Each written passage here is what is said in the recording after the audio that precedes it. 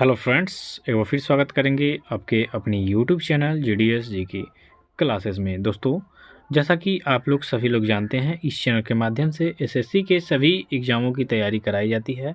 तो अभी हम लोग चला रहे हैं एसएससी जीडी कांस्टेबल का बैच, जो कि 2024 में आपका इसका एग्ज़ाम होगा। ठीक है, तो दोस्तों जो हमारे साथ जुड़ना चाहते हैं, यूट्यूब पे जाके जीडीएस जी के क्लासेस को सर्च करके सब्सक्राइब कर लीजिए। इसमें जो भी क्वेश्चन दिए जाएंगे दोस्तों, वो सभी क्वेश्चन फ्री होंगे। ठीक है, और अभी जीके जीएस की क्लास चल रही है। अगर जो हमारे पास टीचर की व्यवस्था होगी तो मैथ रीजनिंग की भी क्लास चलेगी और हिंदी ग्रामर की। ठीक है, हिंदी ग्रामर की तो खैर अब क्लास स्टार्ट हो जाएगी, लेकिन रही बात मैथ और रीजनिंग की, तो उसकी भी क्लास देखी जाएगी। ठीक है, ये कब स्टार्ट की जा रही है, तो साथ में जुड़े रहिए। चैनल वीडियो अच्छी लगी तो चैनल को सब्सक्राइब करिएगा और लाइक कमेंट शेयर जरूर करिएगा। ठीक है दोस्तों, फ्री पीडीएफ के लिए डिस्क्रिप्शन में आपको मिल जाएगा व्हाट्सअप नंबर, वहाँ से हाई करके अपना नाम बताएंगे तो पीडीएफ आपको ग्रुप में जोड़ दिया जाएगा और ग्रुप में पीडीएफ दिया जाता है। तो चलिए स्टार्ट करेंगे पहले क्वेश्चन से कि बुलंद दरवाज़ा का निर्माण करने वाला मुगल शासक कौन था। तो दोस्तों, बुलंद दरवाज़ा का निर्माण करने वाला जो शासक था, करने वाला नहीं, ठीक है, तो बुलंद दरवाज़ा का निर्माण करवाया था अकबर ने, जब गुजरात विजय करके लौटा। तो ठीक है, गुजरात को जब जीत के लौटा तो फतेहपुर सीकरी में इसने बुलंद दरवाज़ा का निर्माण किया। अभी भारत का सबसे बड़ा दरवाज़ा भी है ये। ठीक है, तो अकबर सही हो जाएगा इसका उत्तर। चलिए अगले क्वेश्चन की तरफ चलेंगे कि लोक लेखा समिति के अध्यक्ष के रूप में कौन काम करेगा या करता है। तो लोक लेखा समिति, इसमें से जो लोक लेखा समिति के अध्यक्ष के रूप में काम करता है वो करता है लोकसभा में विपक्ष का नेता। ठीक है, तो यहाँ पे जो आपका सही उत्तर हो जाएगा विकल्प बी हो जाएगा। ठीक है, चलिए अगला क्वेश्चन देखेंगे। 1857 के विद्रोह की विफलता का मुख्य कारण क्या था। तो दोस्तों 1857 के विद्रोह की विफलता का इसमें से मुख्य कारण पूछा गया है। तो विकल्पों में जो सही विकल्प होगा आपका आयोजन तथा नेतृत्व का अभाव। अब थोड़ा सा समझिए जो 1857 की क्रांति हुई थी उसके बारे में। ठीक है, ये देखिए अंग्रेजों से मुक्त करने के लिए पहली बार प्रयास किया गया एक सामूहिक, ठीक है, जो विद्रोह था। ठीक है, इसमें कई प्रांतों के जो राजा महाराजा थे मिलके अंग्रेजों के खिलाफ विद्रोह किया था। उस समय भारत के जो गवर्नर जनरल थे वो लॉर्ड कैनिंग थे। ठीक है, जो लॉर्ड कैनिंग थे, इनके शासनकाल में ही ये जो 1857 का विद्रोह हुआ था। ठीक है, तो 1857 में इसी समय जो आपका रानी लक्ष्मीबाई का नाम आप सुनते हैं वो बहुत फेमस हुई। ठीक है, तो ये पहले बार प्रयास किया गया, लेकिन आयोजन और इसका नेतृत्व का जो अभाव हो गया उसमें। ठीक है, उसमें आयोजन सही से नहीं किया गया और नहीं नेतृत्व सही से किया जा पाया। कोई माने अच्छी प्लानिंग नहीं बनाई गई, सीधा कहने का मतलब है कोई बढ़िया प्लानिंग नहीं बनाई गई। ठीक है, एकता का भी अभाव देखने को मिला। कोई राजा इंटरेस्ट था, कोई राजा नहीं इंटरेस्ट था कि नहीं हम अंग्रेजों से नहीं लड़ेंगे। ठीक है, तो इसमें इंटरेस्टिंग की भी बात थी और बहुत सारी चीज़ें थी जो दिक्कत थी, लेकिन फिर भी प्रयास किया गया 1857 में पहली बार अंग्रेजों के खिलाफ बहुत बड़ा विद्रोह का। ठीक है, चलिए अगला क्वेश्चन देखेंगे। सर्वसम्मति से भारत का राष्ट्रपति कौन चुना गया था, यानी यह निर्विरोध की बात हो रही है। ठीक है, तो सर्वसम्मति से भारत का राष्ट्रपति चुना गया था नीलम संजीव रेड्डी को। यहाँ पे आपका सही उत्तर क्या हो जाएगा, विकल्प डी हो जाएगा कि सर्वसम्मति से भारत का राष्ट्रपति जो चुने गए थे नीलम संजीव रेड्डी चुने गए थे। ठीक है, चलिए अगला क्वेश्चन देखिए। निम्न में से कौन सा प्रत्यक्ष कर नहीं है। ठीक है, तो इसमें से प्रत्यक्ष कर कौन सा नहीं है दोस्तों, तो आपका जो बिक्री कर है। ठीक है, देखिए जो ये बिक्री कर है ये प्रत्यक्ष कर नहीं है। तो यहाँ पे जो आपका सही उत्तर हो जाएगा विकल्प क्या हो जाएगा, ये हो जाएगा कि निम्न में से कौन सा प्रत्यक्ष कर नहीं है दोस्तों, बिक्री कर। ठीक है, बिक्री कर क्या नहीं है, प्रत्यक्ष कर। चलिए अगला क्वेश्चन। थायरोक्सिन हार्मोन जो स्रावित किया जाता है, यानी थायरोक्सिन जो हार्मोन है किसके द्वारा स्रावित किया जाता है दोस्तों, तो यह किया जाता है थायराइड ग्रंथि के द्वारा। ठीक है, देखिए जो थायराइड ग्रंथि है इसके द्वारा थायरोक्सिन जो हार्मोन है इसका श्रवण किया जाता है। तो यहाँ पे आपका जो सही उत्तर हो जाएगा विकल्प बी हो जाएगा। चलिए नेक्स्ट क्वेश्चन करेंगे। नेक्स्ट क्वेश्चन में है आर्सेनिक प्रदूषण से होता है। तो दोस्तों आर्सेनिक प्रदूषण से क्या होता है, तो आर्सेनिक प्रदूषण से होता है ब्लैक फुट रोग। ठीक है, देखिए ब्लैक जो फुट रोग है ये आर्सेनिक के कारण होता है। ठीक है, आर्सेनिक प्रदूषण से होता है ब्लैक फुट रोग। सही उत्तर यहाँ पे आपका विकल्प सी हो जाएगा कि आर्सेनिक प्रदूषण से ब्लैक फुट रोग होता है। ठीक है, देखिए इंपॉर्टेंट क्वेश्चन है ये। ठीक है, साइंस रिलेटेड क्वेश्चन है और इंपॉर्टेंट है, ऐसे क्वेश्चन आपके एसएससी के एग्जाम में देखने को मिलेंगे। अगला क्वेश्चन देखेंगे। पूंजीवादी, देखिए पूंजीवादी अर्थव्यवस्था की मूल विशेषता क्या है?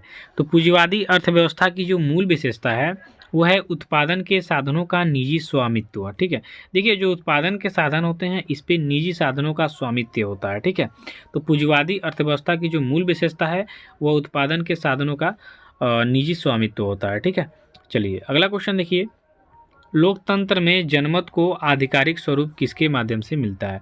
तो लोकतंत्र में जनमत को आधिकारिक स्वरूप मिलता है संसद। देखिए जो हमारी संसद होती है इसमें लोग चुन के जाते हैं। ठीक है, तो जो लोकतंत्र में जनमत को आधिकारिक स्वरूप प्रदान किया जाता है वो संसद के माध्यम से। ठीक है, सही उत्तर यहाँ पे आपका क्या होगा? विकल्प आपका ए हो जाएगा। अगला क्वेश्चन, चलिए, भारत का प्रवेश द्वार किसे कहा जाता है? तो दोस्तों भारत का जो प्रवेश द्वार है वह मुंबई को कहा जाता है। ठीक है, देखिए मुंबई समुद्र के किनारे स्थित है और यहीं से इस भारत का प्रवेश द्वार भी कहा जाता है। और भारत की जो ये मुंबई है यानी इसे हमें भारत का आर्थिक राजधानी के नाम से भी जानते हैं। ठीक है, क्वेश्चन में आपके आ जाएगा कि भारत की आर्थिक राजधानी कौन है, तो आपकी जो मुंबई है ये है। ठीक है, भारत की आर्थिक राजधानी। ठीक है, सही उत्तर यहाँ पे आपका विकल्प बी हो जाएगा। अगला क्वेश्चन देखिए, देवधर ट्रॉफी का संबंध किस खेल से है? तो दोस्तों देवधर ट्रॉफी की बात करेंगे, यह आपके क्रिकेट खेल से संबंधित है।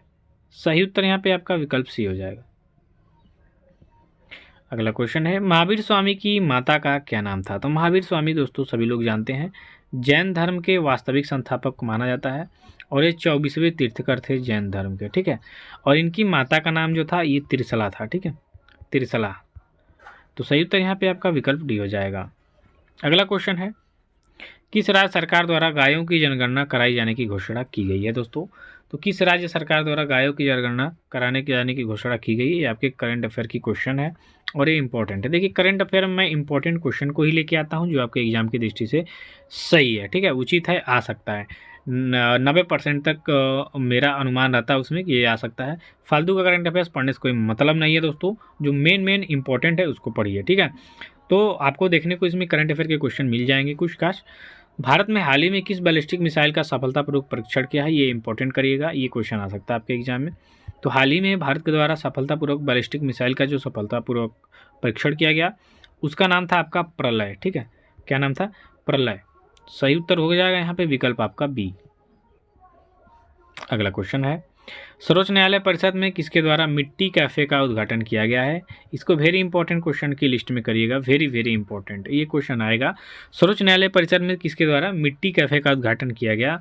तो डी.वाई. चंद्रचूड़। देखिए भारत के ये जो मुख्य न्यायाधीश हैं डी.वाई. चंद्रचूड़, ठीक है, इनके द्वारा ये किया गया था। तो सही उत्तर यहाँ पे आपका क्या हो जाएगा? विकल्प सी हो जाएगा। ठीक है, डी.वाई. चंद्रचूड़ के द्वारा मिट्टी कैफे का उद्घाटन किया गया था सर्वोच्च न्यायालय के परिसर में। अगला क्वेश्चन है, क्रिप्स मिशन भारत कब आया था? दोस्तों क्रिप्स मिशन की बात करेंगे तो यह 1942 में भारत आया था। यहाँ पे सही उत्तर आपका क्या होगा? विकल्प डी हो जाएगा। अगला क्वेश्चन है, क्रिप्स मिशन को बाद की तिथि वाले चेक की संज्ञा किसने दी थी? ये इंपॉर्टेंट क्वेश्चन है आपके हिस्ट्री के एग्जाम से, ठीक दृष्टि से। तो क्रिप्स मिशन को बाद की तिथि वाले चेक की जो संज्ञा दी गई है वो महात्मा गांधी के द्वारा दी गई है। ठीक है, 1942 में ही भारत छोड़ो आंदोलन स्टार्ट किया गया था महात्मा गांधी के द्वारा। अगला क्वेश्चन है, अगस्त प्रस्ताव 8 अगस्त 1940 को किसके द्वारा पेश किया गया था? दोस्तों अगस्त प्रस्ताव जो 1940 में पेश किया गया था वो लॉर्ड लिनलिथगो के द्वारा किया गया था। ठीक है, लॉर्ड लिनलिथगो। तो यहाँ पे सही उत्तर क्या होगा? आपका विकल्प बी हो जाएगा। ये अगस्त प्रस्ताव जो कि 8 अगस्त 1940 को लॉर्ड लिनलिथगो के द्वारा पेश किया गया था। ठीक है, चलिए अगला क्वेश्चन है, वर्ण शब्द का सर्वप्रथम उल्लेख किस वेद में मिलता है? दोस्तों तो वर्ण शब्द का सबसे पहला उल्लेख मिलता है आपके ऋग्वेद में। तो सही उत्तर यहाँ पे आपका विकल्प सी हो जाएगा। वेदों की संख्या है 4, याद रखिएगा। ठीक है, चलिए नेक्स्ट क्वेश्चन करेंगे, फटाफट करेंगे। भारत छोड़ो आंदोलन की शुरुआत कब हुई थी? तो दोस्तों भारत छोड़ो आंदोलन अभी मैंने जस्ट बताया कि 1942 में इसको स्टार्ट किया गया था। इसी समय क्रिप्स मिशन भी भारत आया था और भारत छोड़ो आंदोलन की शुरुआत महात्मा गांधी के द्वारा की गई थी 1942 में। अगला क्वेश्चन है, मनुष्य में बुद्धि एवं चतुराई का केंद्र है। तो मनुष्य में बुद्धि एवं चतुराई का जो केंद्र है सेरिब्रम है। ठीक है, सेरिब्रम जो होता है ये बुद्धि और चतुराई का केंद्र होता है हमारे मस्तिष्क में। सही उत्तर यहाँ पे हो जाएगा विकल्प ए। अगला क्वेश्चन है, ऊर्जा उत्पादन के लिए कोशिका प्रायः किसका उपयोग करती हैं? ये वेरी इंपॉर्टेंट क्वेश्चन है दोस्तों। तो ऊर्जा उत्पादन के लिए कोशिकाएं जो होती हैं ये ग्लूकोज का उपयोग करती हैं। यहाँ पे जो आपका सही उत्तर होगा यहाँ विकल्प बी हो जाएगा, ठीक है, ग्लूकोज।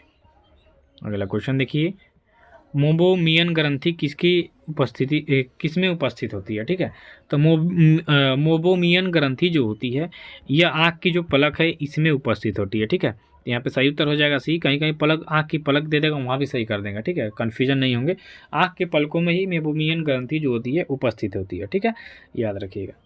अगला क्वेश्चन है, फुटबॉल मैच में अंतराल यानी इंटरवल की अवधि कितनी होती है? तो दोस्तों ये होती है आपकी 15 मिनट की। इंटरवल यानी अंतराल जो होता है, समय अंतराल, वो आपका 15 मिनट का होता है फुटबॉल के मैच में। तो सही उत्तर यहाँ पे आपका विकल्प डी हो जाएगा।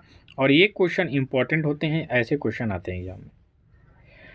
अगला क्वेश्चन है, निम्नलिखित में से किस खेल में के साथ जैव शब्द जुड़ा है? तो दोस्तों जैव शब्द किस खेल के साथ जुड़ा हुआ है?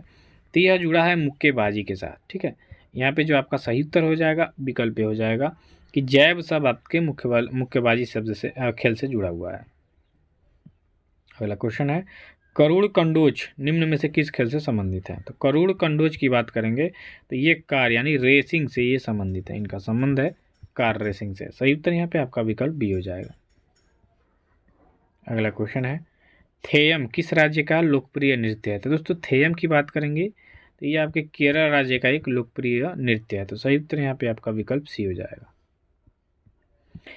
अगला क्वेश्चन है, भारत का राष्ट्रीय युद्ध स्मारक कहाँ पर स्थित है? दोस्तों तो भारत का राष्ट्रीय युद्ध स्मारक स्थित है आपके नई दिल्ली में। ठीक है, नई दिल्ली में आपके राष्ट्रीय युद्ध स्मारक स्थित है। सही उत्तर यहाँ पे डी हो जाएगा।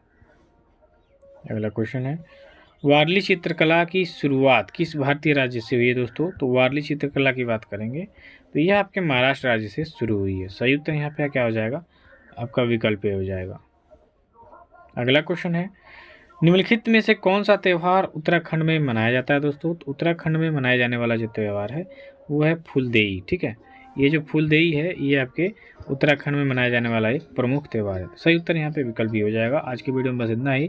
बैकग्राउंड में थोड़ा शादी का माहौल है तो ये जानते ही हैं, गाँव देहात क्षेत्र में ये गाना बजाने वाला काम करते हैं तो बहुत डिस्टर्ब होता है। ठीक है, अभी देखिए बैकग्राउंड में गाने की आवाज़ आ रही है। अब इन लोगों को कोई समझा नहीं सकता है कि नहीं, गाँव वालों में खुशी है भाई, तो अपना एंजॉय कर रहे हैं। तो थोड़ा सा दिक्कत में ना होइएगा जो पीछे से बैकग्राउंड आवाज़ आ रही है। ठीक है, बाकी सब ठीक है, मिलते हैं नेक्स्ट वीडियो में। धन्यवाद।